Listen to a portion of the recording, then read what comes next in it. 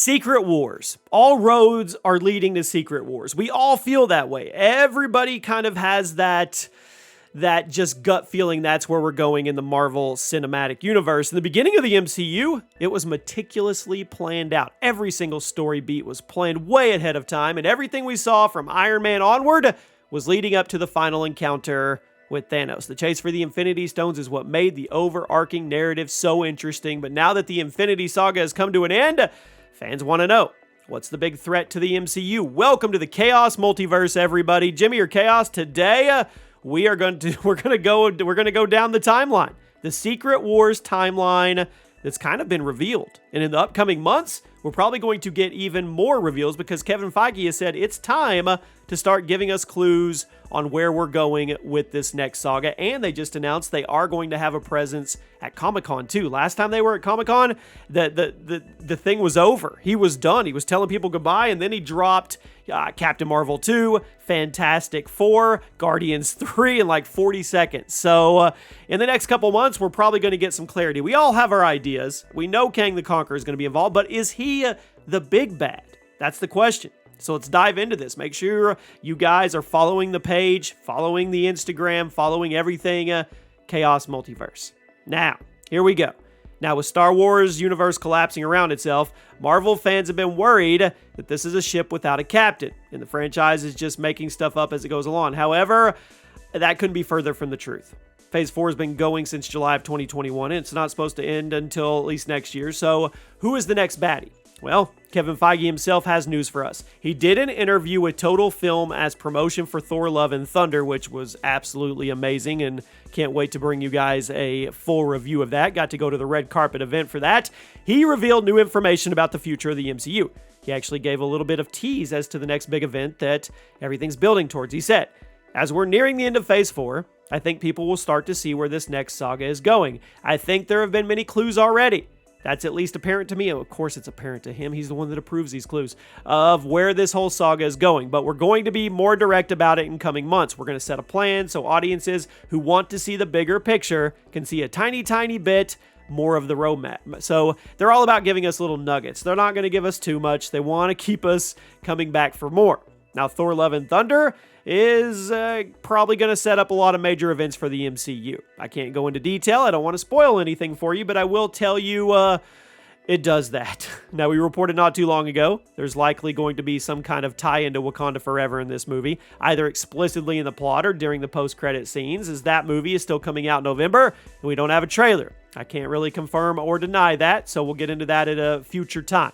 Personally, the movie keeps you on your toes. This is not a review. You can go check out my non-spoiler review, but I'll tell you right now, you go in it expecting certain things, and then they hit you with 180s and 360s the whole way through, which is crazy. Now, let's talk about Samuel L. Jackson. He's currently filming some kind of secret project for the MCU. The current trajectory of the MCU, it's exciting. Miss Marvel is going on right now. Thor's coming out soon. Wakanda Forever is coming out this fall. Then over at Disney Plus, you have She-Hulk, Ironheart, all kinds of crazy stuff happening. So as you probably know, the main focus of the MCU right now, of course, is the multiverse. I don't see how this isn't called the Multiverse Saga or the Multiversal Saga in the end. After all, 2023 is going to come out swinging. Ant-Man 3, Quantumania, and the Marvels? I mean, both are likely going to heavily feature the multiverse as a plot point. We already had Doctor Strange 2. There will also be the X-Men 97, which could possibly tie into the main MCU storyline as a way to maybe introduce the characters to the larger story at hand. Loki introduced us to Kang the Conqueror. Well, He Who Remains, in the end, we saw Kang the Conqueror, spoiler alert, the statue, as the next big baddie. But there's also rumors out there about Galactus maybe playing a bigger role as Phase 4 and Phase 5 chug along. We'll have to see. Feige seems to be insisting that the bigger story of the MCU is going to be revealed rather soon, which, that makes sense. If they're going to parallel the structure of the Infinity Saga, they do that. Despite kicking off in 2008 with Iron Man, the MCU didn't really make its larger story clear until the Infinity Stones were explained around the time of Thor the Dark World and Guardians of the Galaxy. Yes, Thanos was a presence. We knew he was a big baddie, but his actual plans weren't revealed until 6 years after the MCU began. Now, if we keep that in mind, it actually makes sense that the next big baddie hasn't been discussed. Yes, I know, Kang exists, and Galactus is allegedly coming. I mean, the Fantastic Four, that's a direct tie to Galactus and the Silver Surfer and Doctor Doom. Now, if we do end up all roads to Secret Wars, some would think it would be Doctor Doom would be the ultimate baddie. I don't know. We're going to have to see. Which one do you think would be the upper echelon, Galactus or Doctor Doom? So we'll see. Phase 4, not going to be going on for much longer. We're going to get information and a roadmap pretty soon, around September, and a little bit at Comic-Con. So we'll have to see. Now, the Infinity Saga took 6 years to pick up steam, like I said. Started focusing on the larger story, but that was mainly because nothing like this had ever been done. Now, Marvel can't keep us waiting for that long. I mean, we've lived through the Infinity Saga. We have certain expectations of how quickly things should be progressing. We do.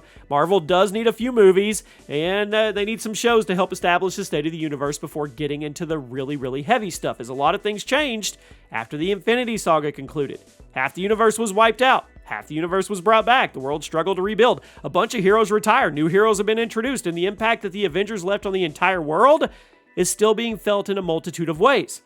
Now, the end of the Infinity Saga was basically a giant reset for the Marvel Universe, and the writers need to reestablish where everybody is, what's going on before getting into the next big overarching story. That's why we're slowly but surely being introduced to the concepts like the multiverse, and we're hearing about new characters like Miss Marvel and She-Hulk, and Shang-Chi. The MCU only worked before because all the characters got their time to build up before joining forces. If we don't understand the universe, we can't truly invest in it. Now, as for who will be helming this next chapter of the MCU saga, I don't know. The Russo brothers have actually expressed a desire to return to the director's chair if the Secret Wars timeline is put on the screen. It's starting to look like that's where we're heading. They want those big ones, guys. Now, Joe Russo sat right in front of me and watched Thor: Love and Thunder. I was fanboying out. Okay, for those out of the loop, Secret Wars. I'm over here staring at my graded CGC comic collection. I have 2 full sets of all 12 editions of Secret Wars. I'm looking at them right now. It was an arc in the comics that ran from 1984 to 1985. Now, without spoiling, basically turned everyone from every universe against each other.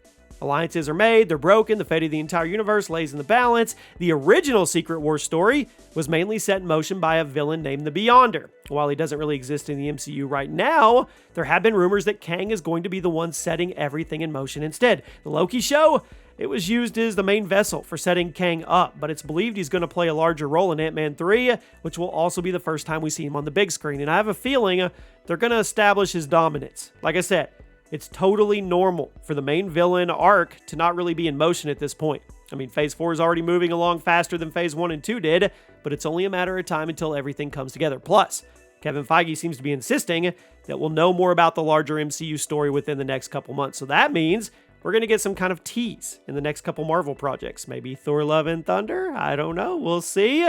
Or maybe Wakanda Forever. I mean, Disney Plus shows too. She-Hulk is supposed to debut in August, which actually lines up a couple months with the time frame. We're getting rumors about a planet or World War Hulk. I don't know. There could be twists. It could be crazy. It's going to be crazy. It does. It is. So when you put everything together, we're either looking at Secret Wars being teased maybe this year. Maybe. I mean, possibly. Somehow by Feige or in these movies or Disney Plus shows, and we're going to start setting the stage for Kang to start that storyline, or somehow start that storyline. We'll have to wait and see, but I do not think that Kang the Conqueror is the big baddie. He is not the Thanos of the multiverse saga. I truly, truly don't think so. I think he's going to be the instigator, and I think he's going to kick us off. He's going to be part of it, but I don't think he's the end-all, say-all. Let me know what you guys think, and I'll see you soon.